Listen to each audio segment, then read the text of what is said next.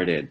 So good afternoon, everyone. And I want to welcome everybody to our first ever Changemaker20, where we get to chat with our subject matter expert in an open forum for all of you to ask questions and speak to them directly. And so I'll get us started by asking some of my own and we can go from there. So today we have Mike Lipkin, who is the founder and president of Environics Lipkin, a training and motivation company that is part of the Environics Research Group, one of Canada's leading research and strategy companies. Mike's value proposition is very simple. He creates breakthroughs with his clients by enabling them to perform at their best. His clients include senior executives from Pfizer, DHL, Deloitte, Ontario Teachers Pension Plan, among many, many others. And so, Mike, a lot of us have been thrown way out of our comfort zones with businesses having to be resourceful on their day-to-day operations, as well as the flux of individuals who are now looking for other ways to obtain income. But I do know you look at things a little bit differently. You believe we should instead be stepping into our comfort zones. Can you tell us a little bit more about that? Yeah, so first of all, thank you everyone for giving me this opportunity to speak to you. What I'm going to do over the course of the next few minutes is just share my response to Daniel's question and highlight some ways that we can get into our comfort zone. So, you know, like everyone else, I'm at home, I'm safe and sound, and I want to thank you for this opportunity to talk to you. Weird may be the new normal, but in here, I'm truly in my comfort zone. And really the talk today, get into your comfort zone, because ironically, that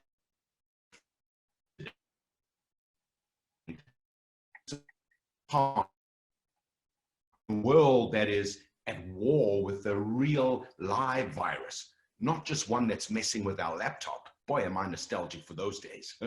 So every person on planet Earth is facing a black swan. That's the title of a book by a guy called Nicholas Taleb.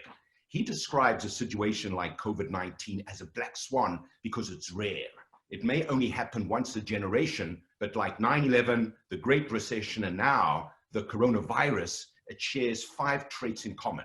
Number 1, it massively exceeds normal expectations. Number 2, it has catastrophic consequences for both health and wealth around the world. Number 3, it is predictable with hindsight. Bill Gates predicted this in 2015, and you should watch his TED Talk. Number 4, it's a real test of our character and agility. And finally, this can be a source of great opportunity, as I'm about to share with you. So I've gone from being a motivational speaker to being a reassuring speaker. My role now, seriously, is to provide people with ways to master the crisis so they can survive the craziness. You know, what doesn't kill you makes you stronger, but only if you take the right lessons from it. Otherwise, it can just make you afraid to ever leave your house again. I don't know what I'm going to do when this curfew's lifted. But anyway, here are Lipkin's 10 ways to master the crisis. And so Mike, yep. Before you get started, I just wanted to remind everybody in the audience, as Mike is going through his 10 different ways of mastering this crisis, if you have any questions, just feel free to drop them in below in the chat, and we can get through it right when he's, or even as we go. Sorry, Mike, go ahead. No, perfect, perfect. Thank you for that. So, so really, if you like these points, pass them on. Number 1, and this is crucial, make friends with your fear. Be okay with not being okay.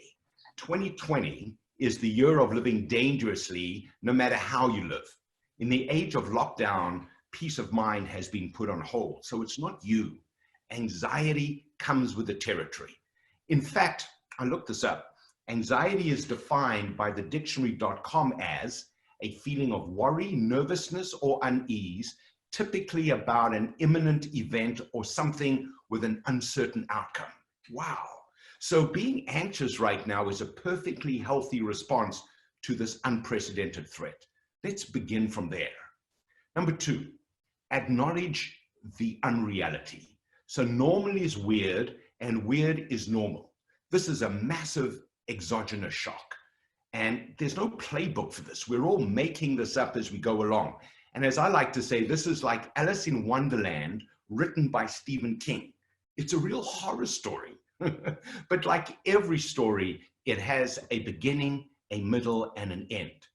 You know, I had a call yesterday with a client from China, and they shared with me that the first cases were diagnosed in December last year, and they're already returning to normal. We're about to follow. This too shall pass. Number 3, accelerate through the 6 stages of recovery. Coronavirus is a disease that is as much mental as it is physical. And until December 2019, Corona was a beer, for heaven's sake. Now it's a plague. So recovery is as much a mindset as it is a physical state. It begins with denial. We swear this cannot be happening. It's too horrible to even think about. Then reality forces its way in, and that's when we sink into despair. We lament, this is the end of the world. And frankly, that's what we're seeing every hour on CNN or CTV, death statistics. But then we just accept it. We state, here we go. Our survival instinct kicks in. We find reasons to believe, and we get ready to deal with it. Then we reach understanding. We think this is beginning to make sense. We do our homework. We listen to the experts. We find trusted sources like Johns Hopkins Medicine. And we discover that this pandemic was inevitable, but so is the cure. And we're starting to see some of that coming in. And that's when we decide to engage. We believe I can help make things better.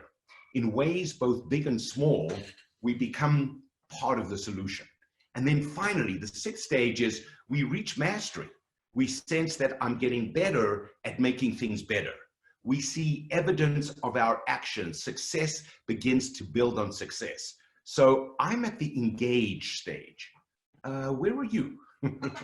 So number 4 is crucial in this time, and that is change your habits.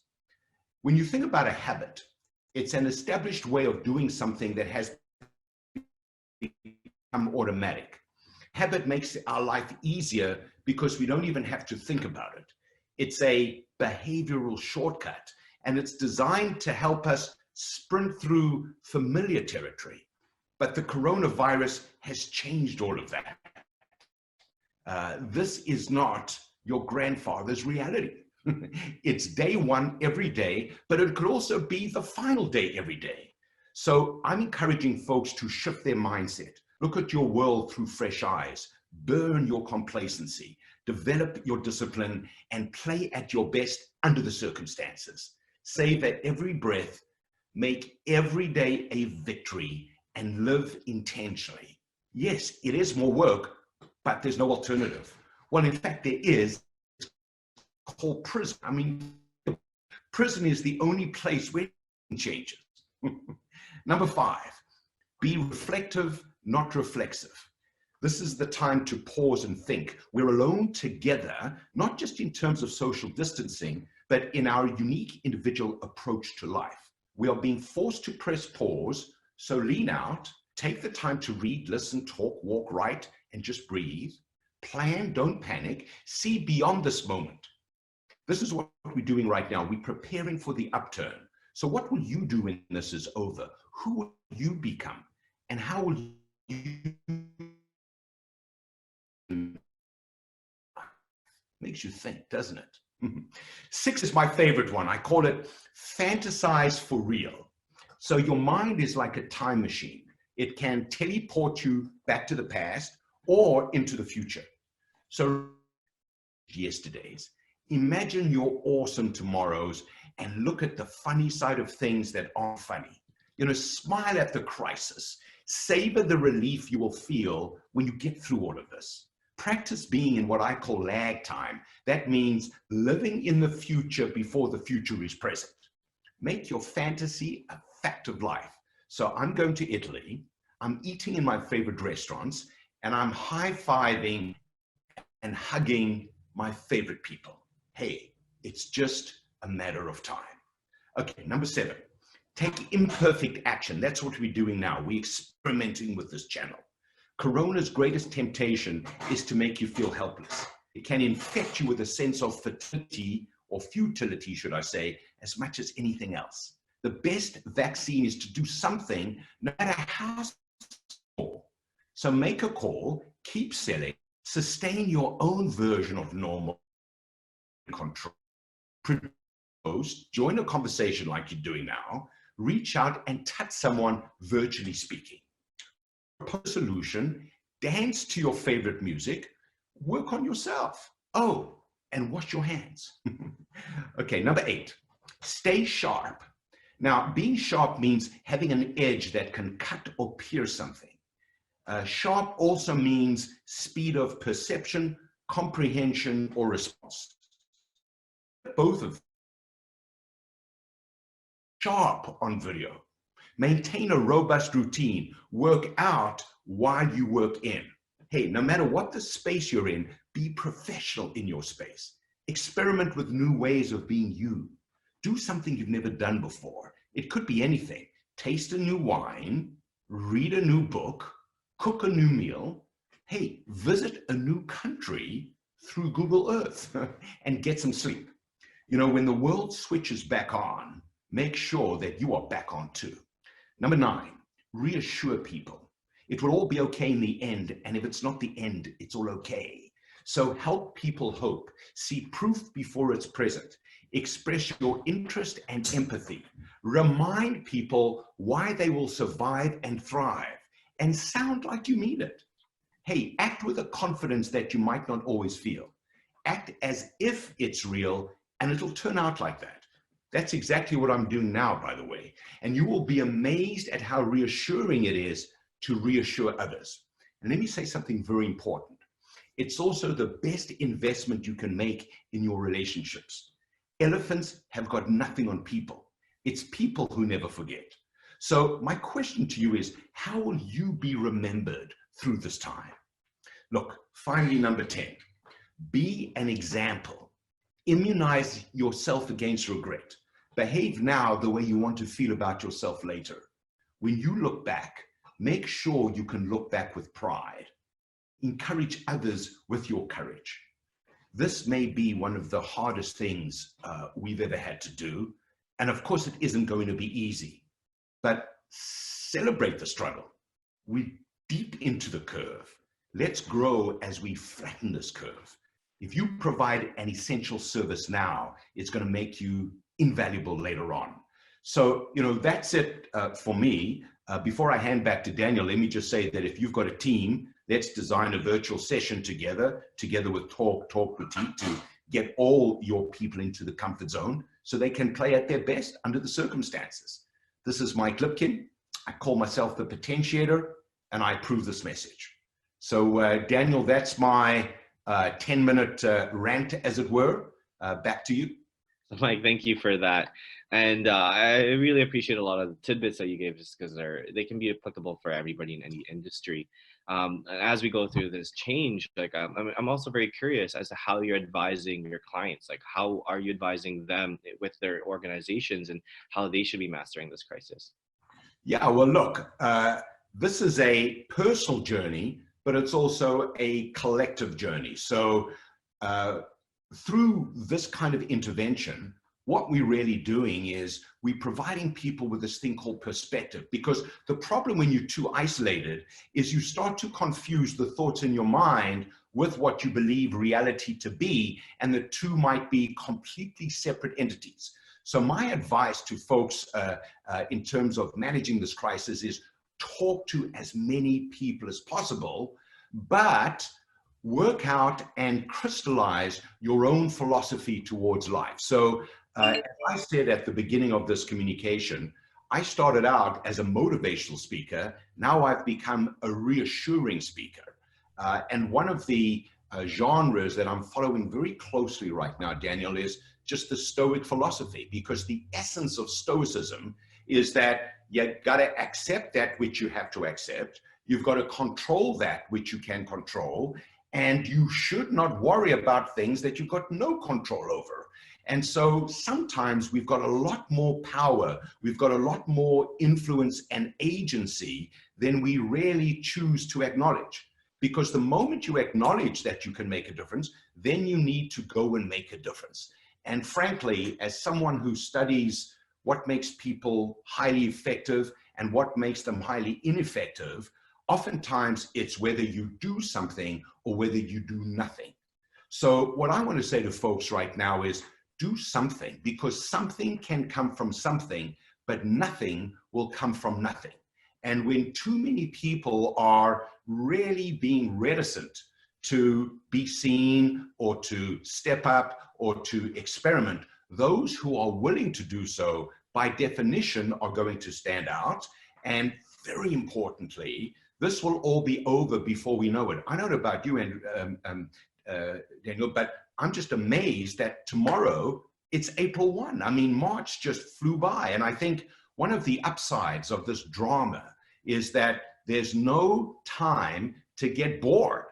You know, I don't get bored in this crisis because it feels like, you know, there are absolute packs of wolves out there, and I got to stand guard at the door of my house, at the door of my mind, and I want to make sure that I help as many people as possible get there as well. So in answer to your question, if you're a leader, you got to find your own way there, but then you also have to make it possible for everyone around you to formulate their own strategy so they can feel like they're in their comfort zone no matter what else is going on.